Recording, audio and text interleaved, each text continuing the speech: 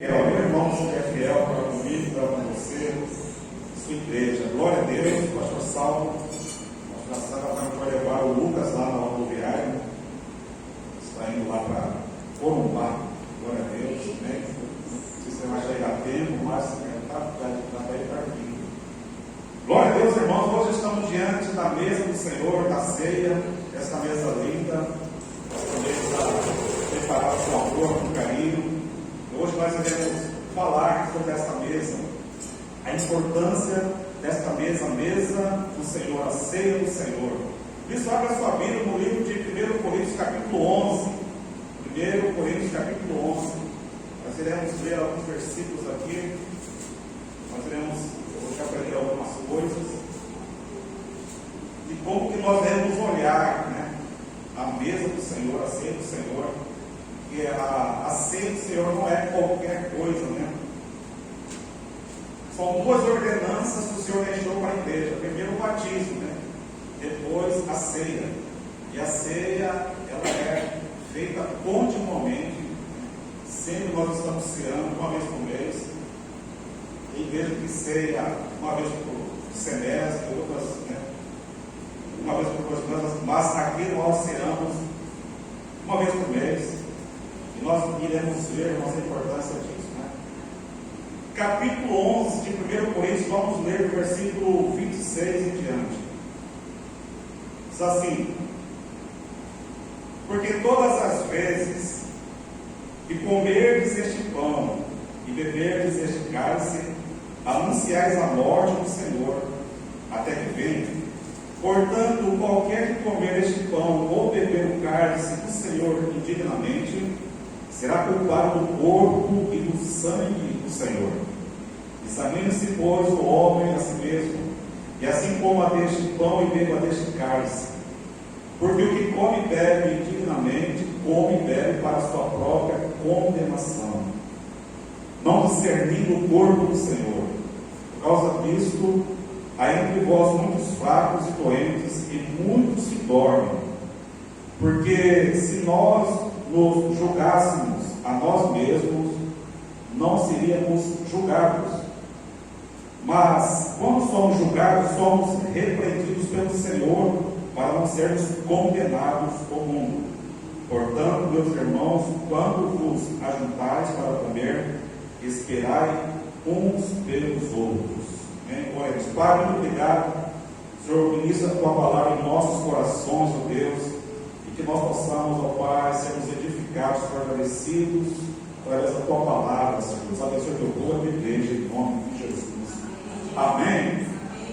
Glória a Deus, irmãos. O apóstolo Paulo escreveu essa carta aos Coríntios, né, para corrigir algumas coisas no culto, na liturgia da igreja de Coríntios, porque a igreja não estava assim, o culto não estava bem ordenado, organizado. E o apóstolo Paulo também veio para corrigir algumas distorções de ensino, né? Porque havia também heresia na igreja, havia partidarismo, havia pecados não tratados na igreja, né? Não havia assim uma ordem no culto da ceia, né? Então o povo precisava de ser um povo instruído de como cultuar o Senhor. Ao passo que a cidade de Corinto, né, quando Paulo evangelizou e fundou ali essa igreja lá em Corinto, foi ali na sua segunda viagem missionária, então ele funda essa igreja, mas essa igreja começa a crescer, e a cidade, o contexto da cidade de Corinto era uma cidade muito profana, depravada, idólatra, uma cidade que não conhecia Deus. Era uma cidade, irmãos, que vivia ao léu. Por quê? Porque estava distante de Deus. Era uma cidade que havia muita filosofia, muitos ensinos de outros deuses. Então o apóstolo Paulo funda essa cidade aqui em Corinto. E consequentemente a igreja começa a crescer, mas começa então a haver problemas dentro da igreja. Dissensões, né? Eu sou do apóstolo Paulo, né? Eu sou do apóstolo Pedro, eu sou de Cristo, havia um partidarismo na igreja. Então o apóstolo Paulo escreve essa carta para corrigir algumas coisas. Dentre elas, ele veio ensinar aqui por uma ordem também, em termos de realizar a ceia do Senhor, porque na época também havia a festa ágape, a igreja realizava a festa ágape, né? O povo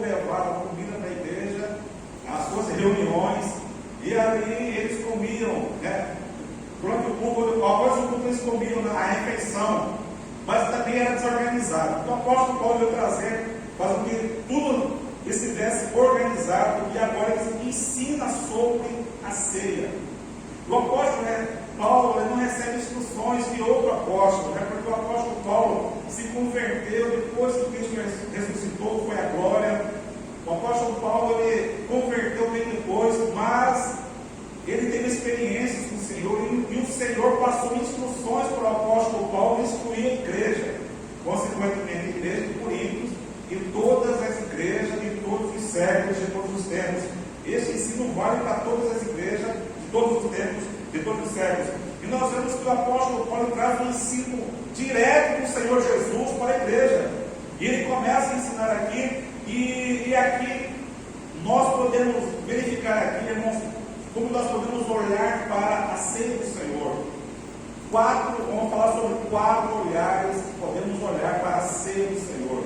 Porque a ceia do Senhor não é simplesmente um pão, é um suco de uva ou vinho. Tem igrejas que realizam a ceia do Senhor com vinho.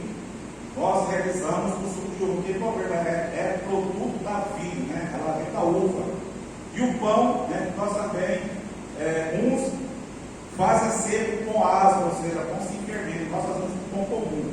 Mas, irmãos, é tudo símbolo. É o símbolo do corpo de Cristo, o símbolo do sangue de Cristo. É pão e suco de uva. Mas quando nós oramos, quando nós apresentamos ao Senhor, irmãos, recebemos símbolos, isso se torna coisa espiritual, não é mais coisas material, simplesmente material, mas coisas espirituais, como o próprio Senhor Jesus disse: aquele que não come minha carne, meu sangue, não tem parte comigo. E isso representa o corpo, o sangue de Cristo. O apóstolo Paulo aqui, ele traz esse ensino para nós aqui. E o primeiro olhar que nós devemos ter para a ceia do Senhor está aqui no verso 26, onde diz assim: porque todas as vezes que comerdes este pão, beberdes este cálice, anunciais a morte do Senhor. O primeiro olhar nos faz olhar para a ceia do Senhor sobre a morte do Senhor. E quando fala de morte do Senhor, vai falar daquilo que aconteceu atrás, aquilo que aconteceu com o Senhor Jesus. A ceia do Senhor vai falar primeiramente sobre a morte do Senhor Jesus. Não vai falar de Jesus, o leão da tribo de Judá. Não vai falar de Jesus, o rei, mas vai falar de Jesus, o Cordeiro de Deus que tira o pecado do mundo. Quando João Batista que vê Jesus pela primeira vez, diz assim: ó, eis o Cordeiro de Deus que tira o pecado do mundo. Aleluia! Porque o sacrifício regular do templo já não estava mais valendo, porque não perdoava pecados. Todos os sacrifícios do Antigo Testamento apontavam para o Cordeiro de Deus, que era Jesus, e todo o sacrifício era derramamento de sangue, e este sangue derramado nos animais não perdoava pecados, simplesmente encobria, era uma propiciação, encobria o pecado daquele que oferecia aquele Cordeiro. Mas Jesus, o Cordeiro de Deus, que veio tirar o pecado do mundo, de fato, o sangue de Jesus é que nos purifica, nos perdoa, e não há mais necessidade de sacrifício algum de animais, porque Jesus é o sacrifício perfeito, como diz lá em Hebreus. Jesus é o sacrifício perfeito. Não há necessidade de haver mais sacrifício no templo. Então Jesus veio cumprir isso. E a ceia aponta para isto, para a morte de Jesus. O sacrifício de Jesus aponta para o Calvário, para o Monte das Oliveiras, onde ele começa a sofrer a ponto de suar gotas de sangue. E ele então é esbofeteado, então ele é maltratado, e ali ele é crucificado no Gólgota. E uma palavra que ele diz, irmãos, que encerra de fato tudo aquilo que ele veio fazer, a sua missão. Quando ele diz lá: está consumado, e ele entrega o seu Espírito ao Pai.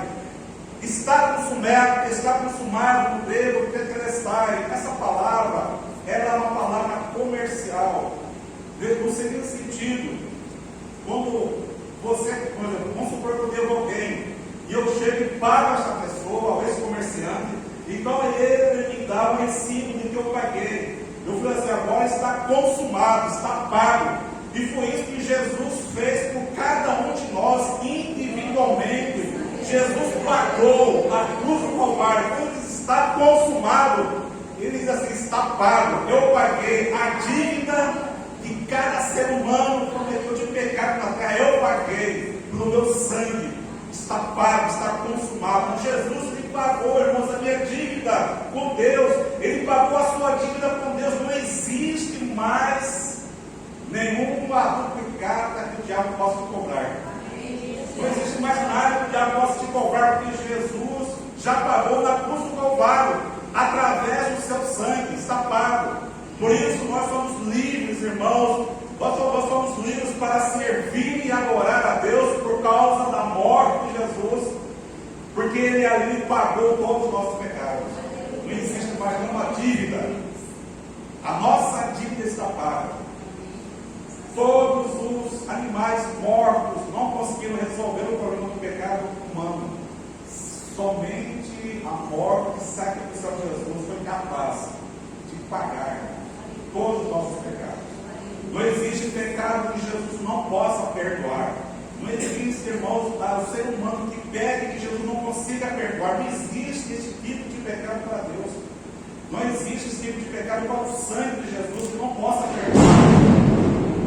Todos os pecados, todos, podem ser perdoados. Não importa, irmãos. Então isso é esse ponto que muitas vezes o ser humano não entende. Se nós formos olhar para a sociedade e ver cada coisa que nós ouvimos, coisas horríveis, nós como gente, o pessoal fala assim, nós condenamos a pessoa, mas não existe pecado neste mundo, irmãos, que é maior que o sangue de Jesus, que é maior que a assinatura que Jesus fez para pagar a dívida do pecado. Por isso nós estamos aqui no início dessa noite, e quando olhamos para a ceia, nós podemos ver isso. Os meus pecados foram todos pagos pelo poder do sangue do Senhor Jesus. Isso, irmãos, é a coisa mais tremenda, porque nós, irmãos, nós podemos viver neste mundo, nós podemos ter as melhores coisas desta vida, mas se nós não tivermos o sangue de Jesus sobre nós, é como se fosse nada. Porque a nossa vida não é só aqui, a nossa vida terrena, a nossa vida ela continua pós-morte. A nossa vida, irmãos, é eterna. Agora, o que vai depender a nossa eternidade é aquilo que nós decidimos aqui na terra, de viver com Deus, viver para Deus, entregar a nossa vida para Deus, deixar que o sangue de Jesus nos purifique, nos perdoe todo o pecado. É isso que faz com que a nossa vida vale a pena viver aqui nessa terra, é servir ao Senhor. Porque Jesus que pagou o meu pecado, o seu pecado. Simplesmente nós precisamos confessar a Ele, pedir perdão a Ele, porque os nossos pecados já foram perdoados pelo poder do sangue de Jesus. O primeiro olhar, então, ele nos mostra a morte do Senhor. O segundo olhar que nós podemos ver aqui está no mesmo versículo assim: até que venha. Esse primeiro olhar nos aponta para o passado, para trás. Mas esse segundo olhar, até que ele vem, aponta para o presente ou para o futuro, porque Jesus pode vir a qualquer hora. Até que ele vem, está dizendo, quando nós olhamos para essa mesa, irmão, nos aponta que Jesus vai voltar. Jesus, ele veio uma vez, ele vai voltar outra vez para buscar a sua igreja, o seu povo. Jesus vai voltar. Essa palavra é fiel e verdadeira. Jesus diz assim: olha, Jesus, vou preparar os lugares. João 14, eu vou preparar os lugares. Quando eu terminar lá de preparar o lugar, eu vou voltar e buscar vocês para que vocês morem comigo. Irmãos, isso é uma coisa tremenda. Jesus, ele vai voltar. Não importa se já passou 2000 anos, apóstolos pregando desde o começo, e depois séculos e mais séculos, pessoas pregando Jesus voltar. E nós hoje continuamos pregando que Jesus, ele vai voltar. Jesus vai voltar, não importa, Jesus, ele vai voltar para buscar o seu povo, a sua igreja. Esse segundo olhar para a mesa, para a ceia, pronto para isso, irmãos. E que nós precisamos preparar a nossa vida a cada dia para que nós possamos ter o coração preparado para a vinda do Senhor. Porque Jesus, Ele vai voltar para buscar o seu povo, a sua igreja. Por isso que a Bíblia diz que nós devemos estar apercebidos, orando, vigiando, porque está próximo à sua vinda. Se já estava próximo há 1000 anos atrás, quanto mais agora, está muito mais próximo à sua vinda. E nós, que pelos acontecimentos, as profecias sendo cumpridas aos nossos olhos no nosso tempo, está apontando para a volta de Cristo, está apontando que Ele está voltando e que Ele virá. Então nós precisamos, irmãos, cada dia, por isso é importante a ceia. A ceia demonstra a nossa comunhão com Deus, a nossa comunhão com o nosso próximo, a nossa vida com Deus. Então, Jesus, Ele vai voltar, porque está dizendo até que venha. Por isso a ceia vai ser realizada, irmãos, enquanto Jesus não voltar, a ceia tem que ser feita. A ceia tem que acontecer. E nós precisamos, quando tomamos o pão e o cálice, nós precisamos pensar na morte do Senhor, até que Ele venha. Jesus, Ele vai voltar. Jesus, irmãos, nesta volta, não vai voltar como Ele veio, como um menino, servo sofredor, aquele que morreu na cruz do Calvário. Não, Jesus vai voltar vitorioso. Agora sim, Ele é o leão da tribo de Judá. Ele é o Senhor, Ele é o governador eterno, Ele é aquele que está sentado no trono, Ele é aquele que vive e reina para sempre. É esse Jesus que vai voltar. Não é aquele Jesus que foi cuspido, que foi maltratado, que foi crucificado. Não, Jesus que vai voltar é Jesus vitorioso, é Jesus cheio de glória, é aquele homem com olhos chamas de fogo, com vestes brilhantes, com cabelos brancos como lã de neve. É esse Jesus que vai buscar a igreja, é Jesus vencedor, vitorioso. Por isso a igreja é vitoriosa. Não importa o que aconteça, Jesus, Ele é o Senhor da igreja, é o Senhor da igreja, por isso a igreja é vitoriosa. E esse Jesus que vai voltar, Jesus glorificado, Jesus exaltado. Portanto, precisamos sempre preparar para esta vinda. E a ceia aponta para isso. Outra coisa, irmão, outro lugar que nós podemos ter com a ceia, está no verso 28, diz assim: examine-se, pois, o homem a si mesmo. Precisamos ver primeiro a morte de Jesus, atrás, até que ele venha, futuro. Examine-se, pois, o homem a si mesmo. Agora olhar para dentro de nós mesmos. A Bíblia tem claro, não dá direito de eu examinar alguém, de você examinar alguém, não. Cada um examina-se a si mesmo. É pessoal, é você Deus. Eu não posso julgar ninguém, nem você pode julgar ninguém. Não está na nossa alçada fazer isso. Quando estamos diante do Senhor, eu devo me examinar. Você deve se examinar, como diz a palavra de Deus. Examine-se o homem a si mesmo. Irmãos, não existe quem não deve. Não existe pessoas perfeitas. Se tem alguma pessoa perfeita, está no lugar errado, já vai estar no céu faz hora. Mas igreja, irmãos, são pessoas que foram remidas e lavadas pelo sangue de Cristo, mas são pessoas imperfeitas, pessoas que pegam, que erram, que falham, que pisam na bola, que pisam no carro de alguém, que machucam aqui, né? Então, irmãos, examine-se o homem a si mesmo, é reconhecer que só Jesus pode perdoar pecados, o meu pecado. Quando estamos diante do Senhor, é pedir perdão para que Deus possa perdoar os meus pecados. Eu olhar, me examinar, para o Senhor perdoa-me.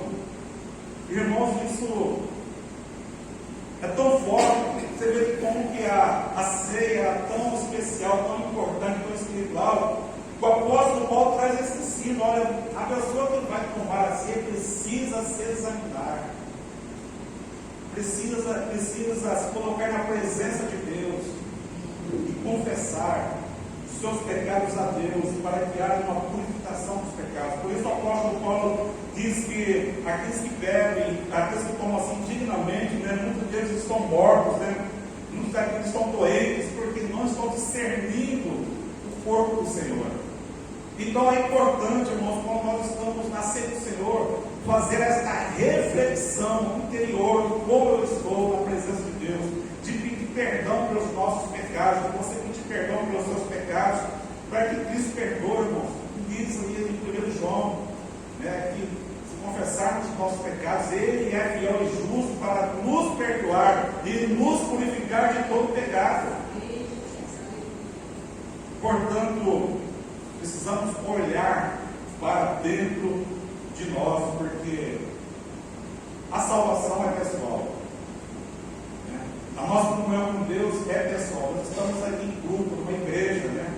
Mas a nossa comunhão é pessoal, a nossa adoração é pessoal, a minha vida com Deus é pessoal. Portanto, é importante examinar-se a si mesmo, olhar para dentro e reconhecer que precisa do perdão, né?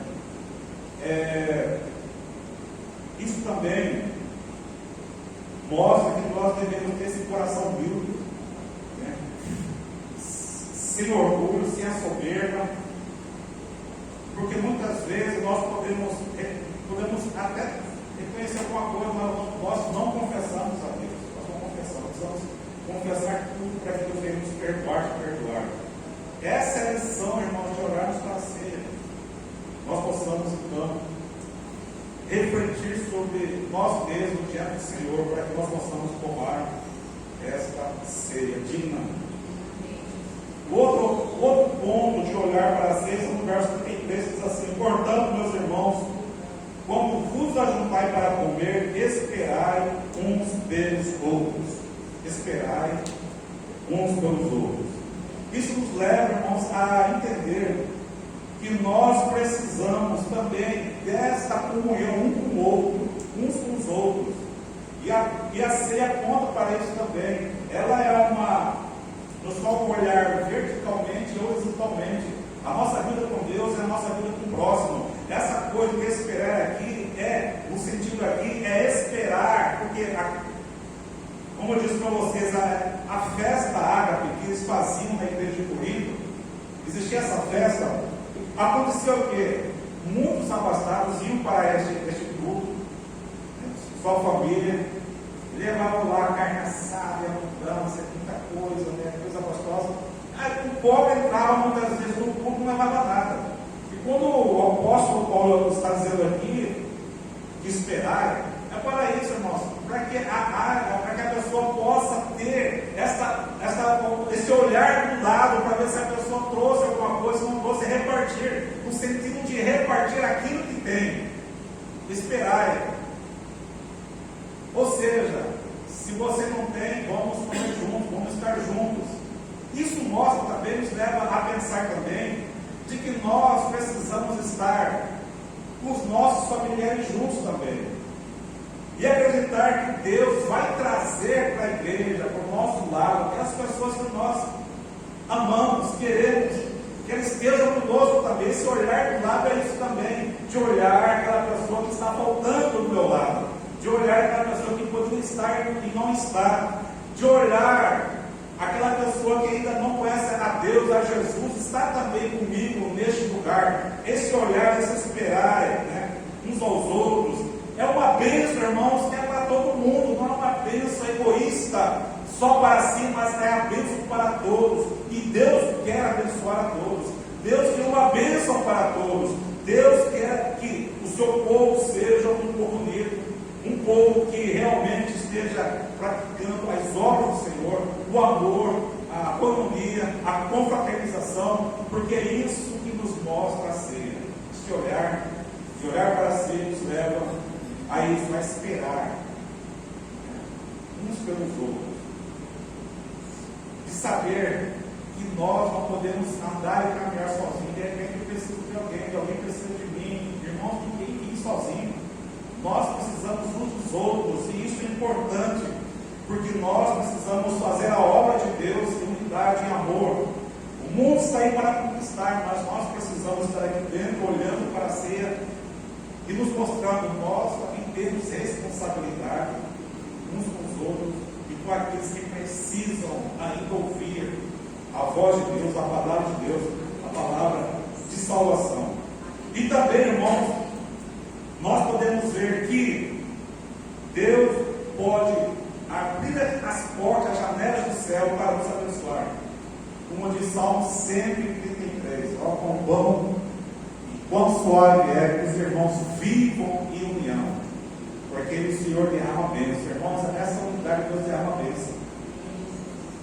Qual é a bênção que nós precisamos? Qual é a bênção que você precisa? É neste momento de união, neste momento de confraternização, é neste momento de olhar para si que Deus derrama a sua bênção na sua igreja, no meio do seu povo.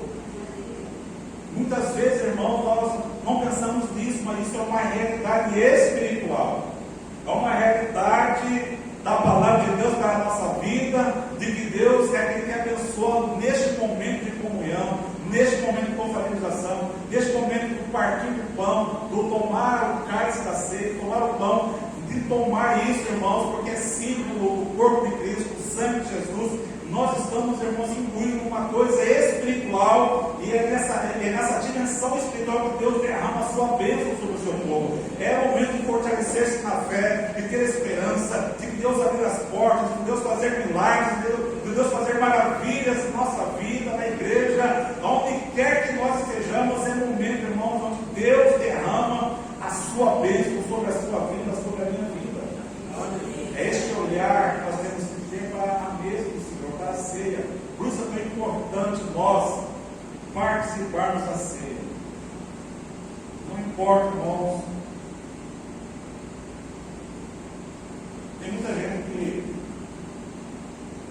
que acha que está mal com Deus e falta o culto no dia de ceia para tomar ceia. Bom, nós já dissemos aqui, não existe pecado maior que o poder do sangue de Jesus. O que pode realmente trazer este afastamento pode ser a soberba, o orgulho, né? Tem muita gente que, por causa da soberba e do orgulho, às vezes a falta de perdão, de liberar perdão, aquela pessoa, ela se sente travada, ela se sente indigna de tomar a ceia. Mas, irmãos, é por isso que o Senhor Jesus diz assim: humilhai-vos debaixo da potente mão de Deus, e Ele vos exaltará. Humilhar a presença de Deus. Não deixar que nada nos separe de tomar a ceia do Senhor. Nada. E um coração livre, um coração perdoador, um coração que libera perdão, um coração que não tem restrição com ninguém. Isso é muito importante na nossa vida, irmãos. Tem pessoas que viram, né, a cara um do outro. Isso não é só um aspecto de igreja, nós estamos dizendo esse aspecto geral. Pode ser no trabalho, pode ser na família. E onde tem gente, irmãos, é como acontecer alguma coisa que fere, que machuca, muitas vezes fecha o coração. Mas quando nós olhamos para a mesa do Senhor, que aponta para este olhar do lado, por esse esperar uns pelos outros, vai falar de desabafo do perdão, da verdadeira comunhão. Nós estamos livres para servir a Deus, glorificar a Deus, desimpedido de tomar a ceia. Portanto, é importante, irmãos, não deixe que nada atrapalhe você de participar do corpo do Senhor e do sangue do Senhor. Depois que nós orarmos aqui, irmãos, vai ser simbolizado nisso: o corpo do Senhor, o sangue do Senhor, como o Senhor Jesus então disse: aquele que não comer da minha carne e não beber do meu sangue, não parte comigo. E a pessoa que não tem parte com Deus, como é que vai morar no céu, né? Para pensar nisso, como é que a pessoa vai morar no céu? Como é que vai morar com Jesus? Como é que vai morar com aquela pessoa que talvez você está brigado, a pessoa está sem liberar aquele perdão? Como? Então, irmãos, é reflexão, buscar o Senhor e deixar que o Espírito Santo faça a obra, irmão. Amém, irmãos? O mais importante é você e Deus. Pera perdão, né? Fale com Deus agora. Vamos fazer esse momento de reflexão. Fale com Deus, Confesse a Deus, porque você tem que confessar. Ter um coração livre para tomar a ceia com alegria. E Deus vai trazer grandes bênçãos para a sua vida, para a nossa vida. Amém? Você em pé. Glória a Deus. Louvado seja o nome de Jesus. Conserve com o louvor baixinho aí, nós vamos ter esse breve momento de reflexão